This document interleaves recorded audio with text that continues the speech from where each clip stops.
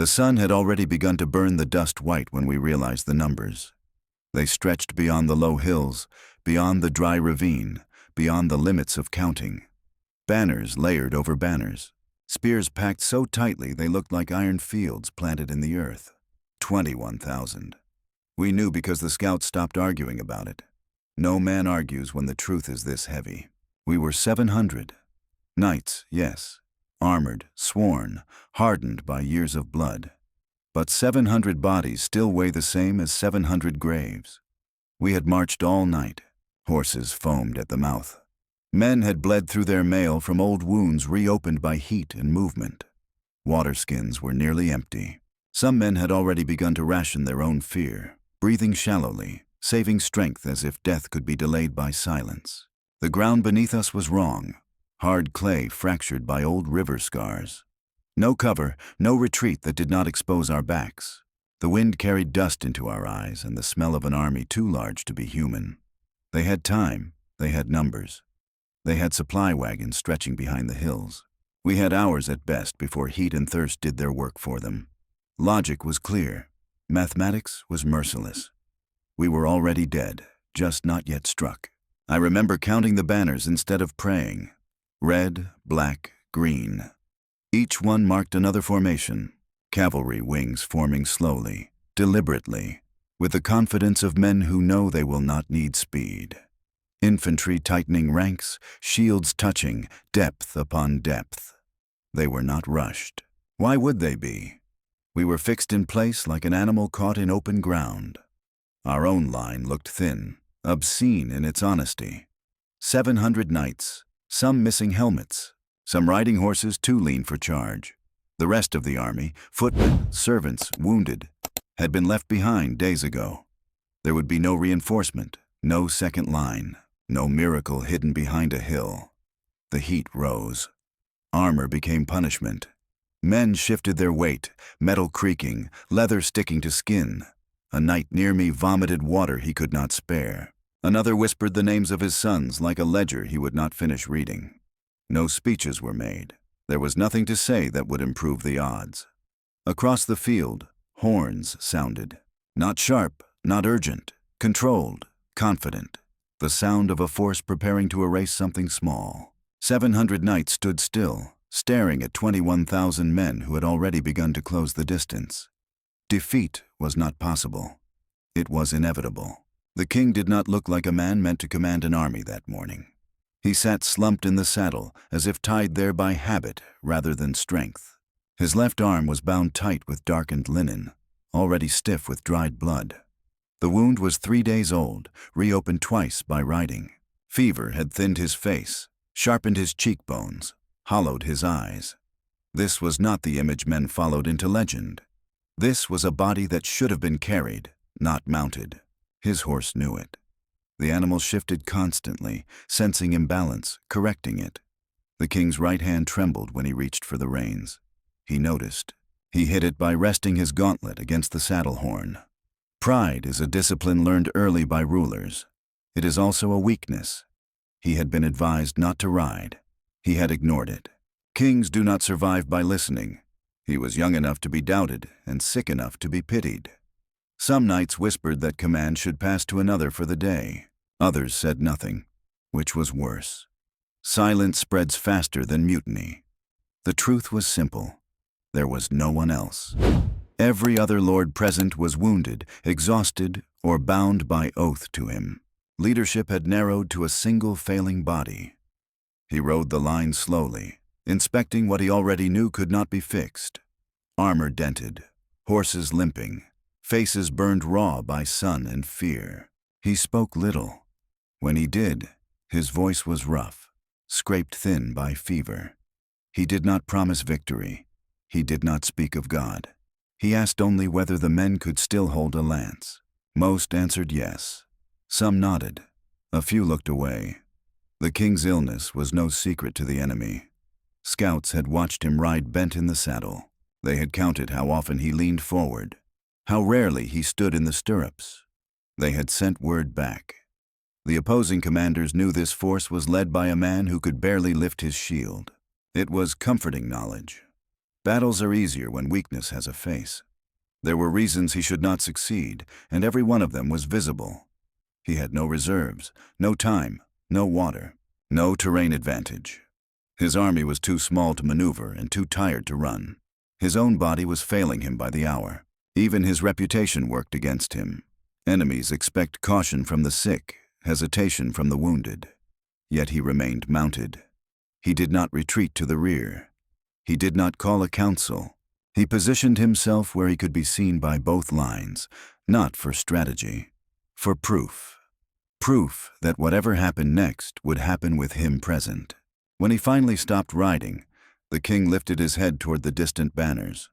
Sweat ran into his eyes. Blood seeped through his bandage again. He tasted iron and dust. He understood, more clearly than any man there, that survival was no longer a rational outcome. And still, he stayed. The enemy began to move with the patience of a machine that knows its work will be finished regardless of speed. Their cavalry shifted first, wings sliding outward like doors opening wide enough to swallow us. Dust rose in controlled curtains. Commands carried cleanly. No shouting, no confusion. Discipline was visible from a distance, and it pressed on the mind harder than noise ever could. Our scouts returned with nothing useful. There was no gap, no exposed flank, no river crossing delayed by mud. Every report sounded the same because reality allowed no variation. They were forming to surround us, not because it was clever, but because it was easy. The ground gave them space. The numbers gave them patience. Time worked for them without effort. Men began to calculate silently. Not strategies, outcomes. How long a horse could gallop in this heat? How many strikes an arm could deliver before it went numb? How many breaths could be taken inside a helm before panic found a way in? These were not cowards' thoughts. They were the thoughts of men who understood limits. The sun climbed higher. Armor turned into an oven. Sweat pooled in gauntlets, soaked padding, blurred vision. Thirst stopped being discomfort and became a pressure behind the eyes, a tightness in the throat that made swallowing painful. One knight fainted while seated, sliding sideways until another caught him by the shoulder and forced him upright again. No one laughed, no one spoke. The enemy infantry advanced by measured steps, closing distance without breaking formation. Their depth was obscene. Ranks stacked behind ranks, shields overlapping, spears angled forward like a forest grown for slaughter. Our own line held, but it was thin enough that men could see daylight between bodies. There is nothing more terrifying than seeing the shape of your own weakness. Small mistakes began to appear. A horse stamped and refused to settle. A shield slipped from a sweating hand. A knight turned his head too often, searching the rear as if escape might suddenly appear. Each error was minor. Together they formed a pattern. Pressure does not break men all at once. It loosens them first. The king remained still, but his breathing grew heavier. Fever does that. It steals strength quietly, leaving only stubbornness behind. A physician begged him to dismount. He refused without looking back. The refusal spread. If the king would not rest, neither would the line. Across the field, horns sounded again. This time closer. This time answered by others. The sound layered, rolling forward, not to inspire, but to measure. Each note marked distance closing. Each echo reduced the space we needed to survive. No option improved the situation. Retreat would expose our backs to cavalry. Holding position would mean encirclement. Waiting would mean collapse from heat and thirst. Every rational choice ended in destruction, only differing in speed and dignity. Men began to understand that the battle was already underway, even though no steel had yet touched flesh. The pressure was no longer coming. It was already here. The decision did not come after a council, nor was it wrapped in ceremony. There was no gathering of lords, no weighing of opinions. Those things belong to armies that believe time is still available to them. This army understood that delay was a form of surrender. The decision came quietly, formed in the space between one breath and the next. The king looked once more at the field, not at the enemy's numbers, those had already been accepted, but at the distance. Less than a mile now. Close enough to see faces beneath helmets, close enough to hear the clink of harness and the low murmur of thousands moving as one. He understood what they expected him to do. They expected him to wait, to compress his line, to brace for impact and be erased slowly, properly, as mathematics demanded. He did not do that. He turned his horse toward his own men and raised his good arm. The gesture was small, tired, but unmistakable. Lances were to be lowered, not for defense, for movement. A murmur passed through the line, sharp and confused. Some knights thought they had misheard. Others stared at him as if fever had finally claimed his reason. To advance now meant abandoning the only advantage left to us: cohesion. To charge meant committing everything to a single motion with no retreat possible. Every doctrine learned since youth screamed against it. Someone shouted that the enemy cavalry was still forming. Another cried that we should wait for their infantry to close fully. A third begged for permission to withdraw while it was still possible to die running. The king did not answer them. He did not argue. Argument implies doubt. He ordered the charge. Against 21,000 men, against prepared ranks, against common sense. Men hesitated, only for a heartbeat, but it was enough to feel. 700 minds calculating survival collided with a single command that offered none. Then training took over. Knights are not taught to question motion once it begins. Lances lowered, shields locked, spurs pressed. The line began to move.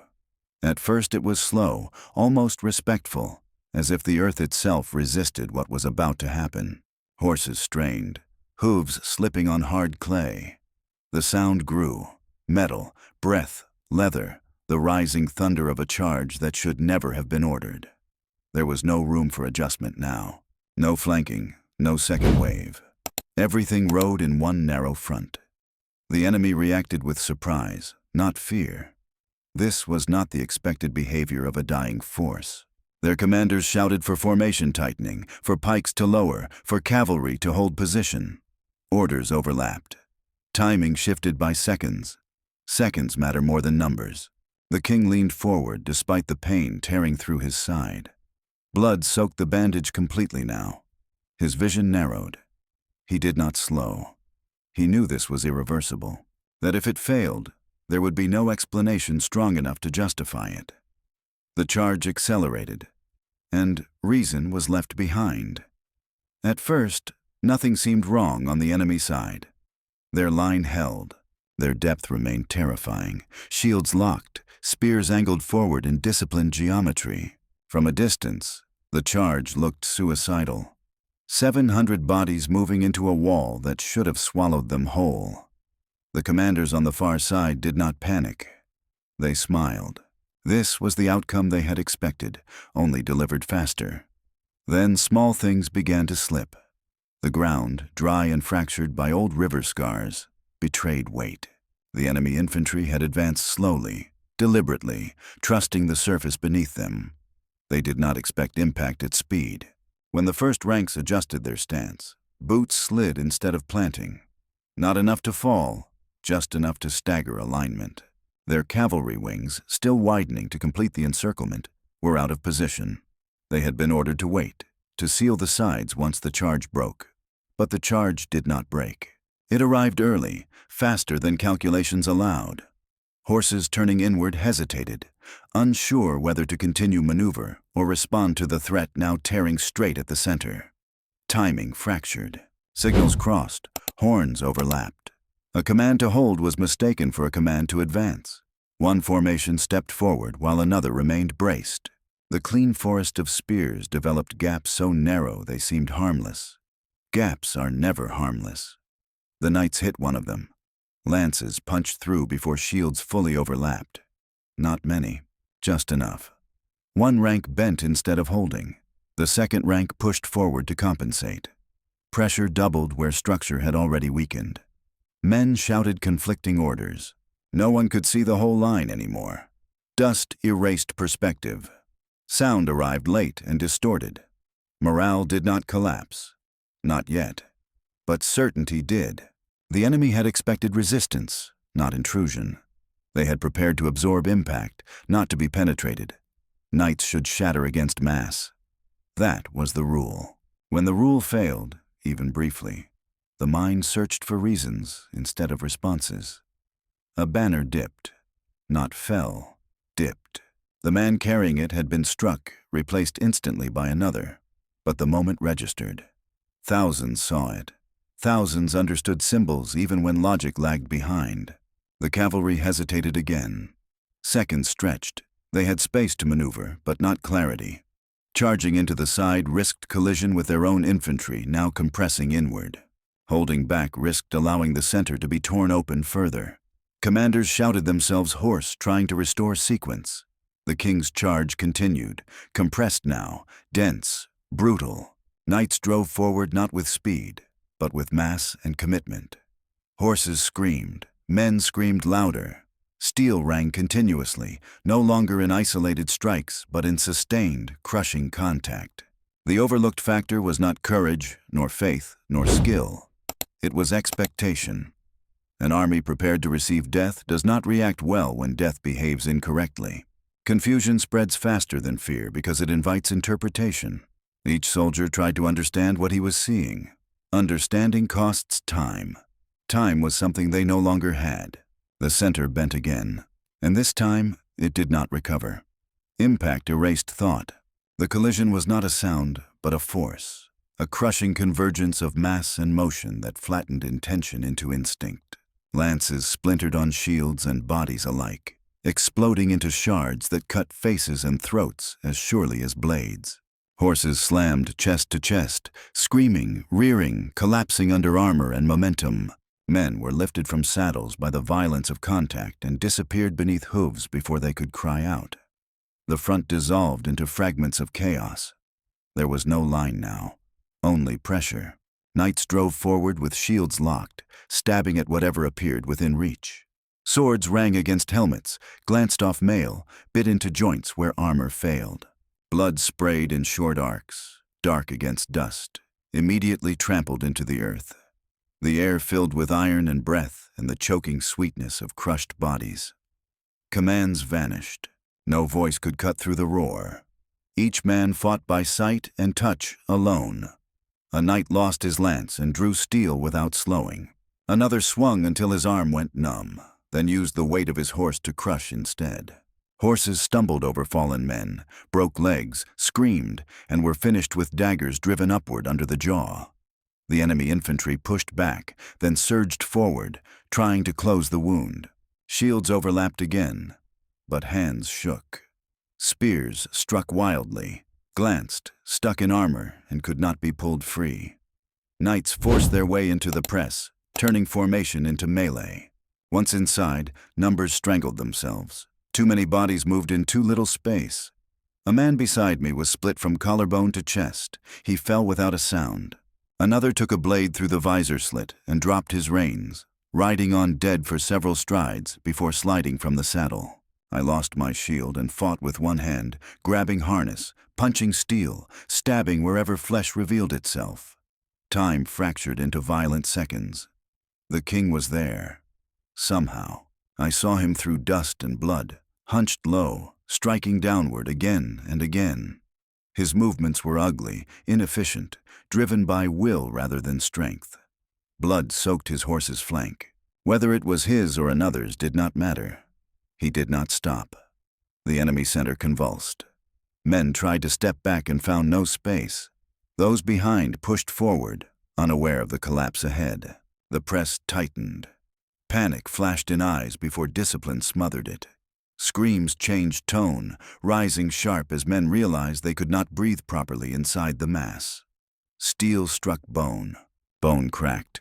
A horse went down and opened a void that was instantly filled by bodies falling into it. Knights rode over the fallen, crushing armor flat, turning men into obstacles rather than enemies. No mercy was possible. Stopping meant dying. Dust swallowed the sky. The world narrowed to arm's length. Every breath burned. Every strike landed against resistance that screamed. The charge did not slow. It became something else entirely. The break did not begin with flight. It began with hesitation. Men who had advanced without thought now paused between steps. trying to understand why the weight behind them no longer felt like protection. The pressure had changed direction. It was no longer pushing forward. It was compressing inward, folding certainty into fear. Elite troops noticed first. Veterans recognized when a formation stopped behaving like a single body. Shields were still locked, but eyes darted.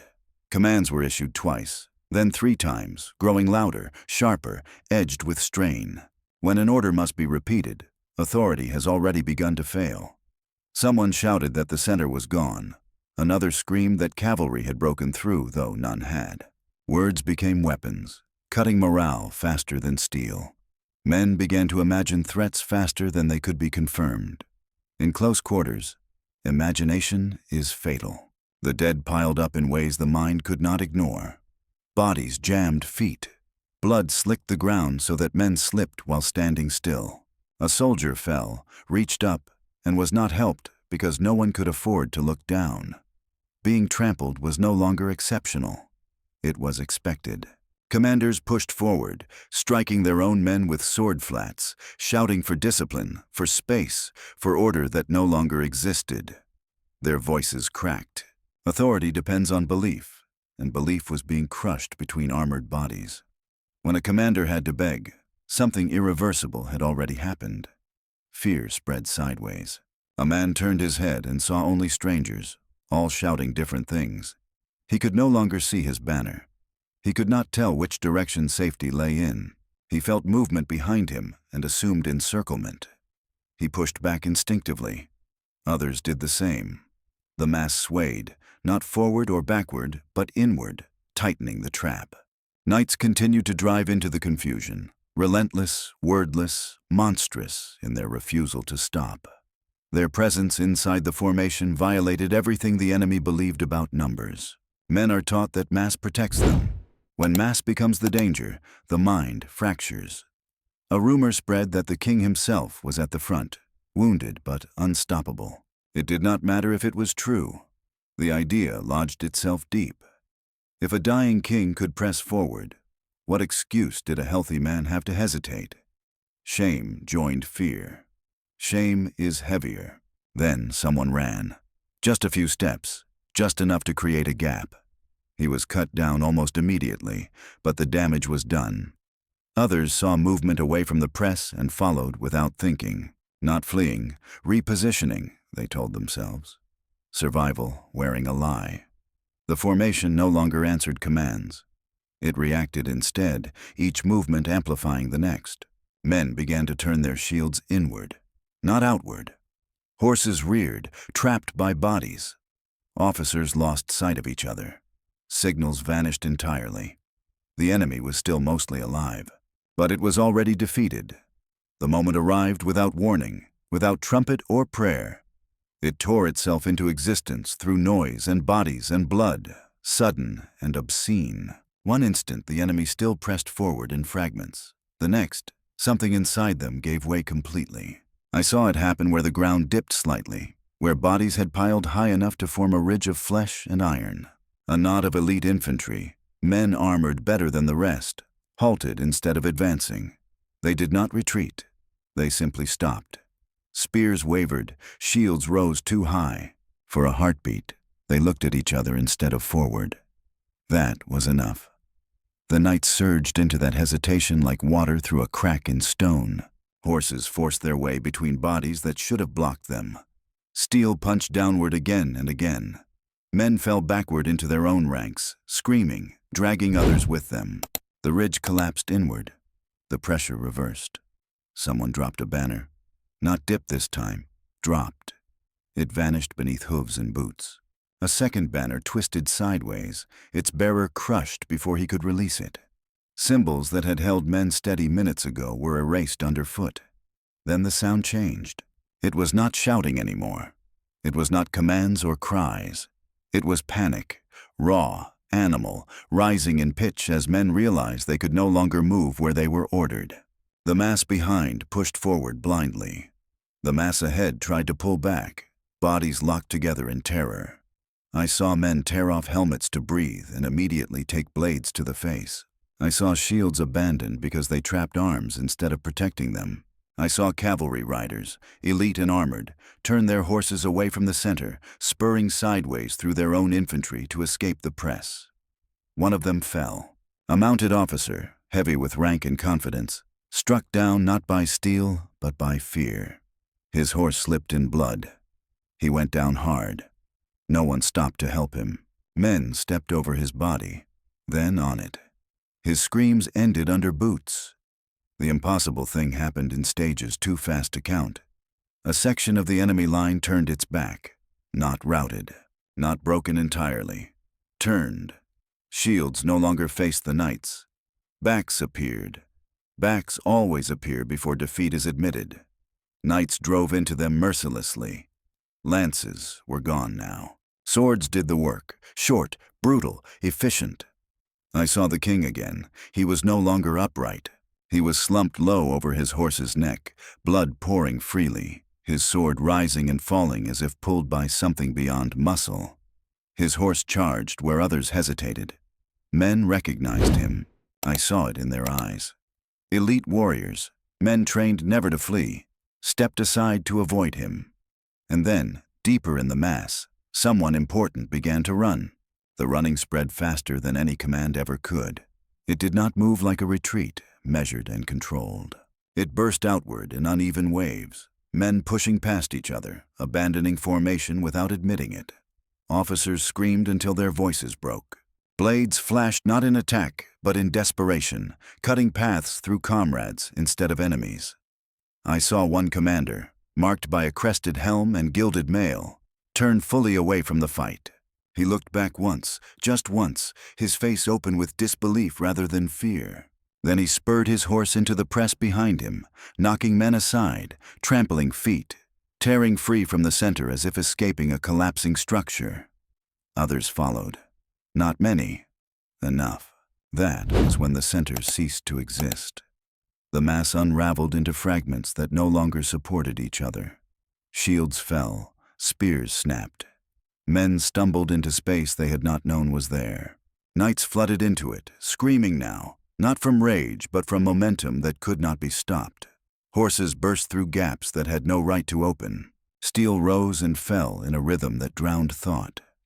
Numbers lost meaning. Thousands were suddenly trapped by hundreds. Bodies blocked movement. Fear stripped discipline clean away. Elite troops broke formation to save themselves, only to find no direction led away from death. The ground was slick and uneven. Men slipped, crawled, clawed at armor that betrayed them with its weight. I heard shouting in a language I did not know, high and cracking, orders dissolving into pleas. Someone tried to rally a stand around a banner that no longer stood upright. It vanished beneath bodies before the command could finish forming. The knights did not slow. They did not regroup. They drove forward because stopping meant being swallowed by the same chaos that consumed the enemy. Horses pushed until their chests were red and raw. Men struck until arms shook violently, then struck again. No one counted blows. No one counted time. I saw cavalry flee through infantry, cutting down their own to escape the press. I saw soldiers throw down shields and helmets, trying to run lighter, faster, anywhere that was not here. I saw men fall and not rise because there was nowhere to rise into. The king was still moving. How, I do not know. His bandages were gone. His armor was dark with blood. He should have been dead by weight of loss alone. Yet he pressed forward, barely upright, sword lifting and falling as if his body had forgotten how to stop. Then it happened. A gap tore open ahead of him, wider than any before. Beyond it, the mass streamed away, breaking, flowing, collapsing into flight. Thousands turning their backs at once. Horses screaming, men screaming louder. 700 knights drove into 21,000 men who were no longer standing. And in that widening rupture, as the enemy began to scatter in every direction at once, I saw something I could not believe. And then the world surged forward and vanished.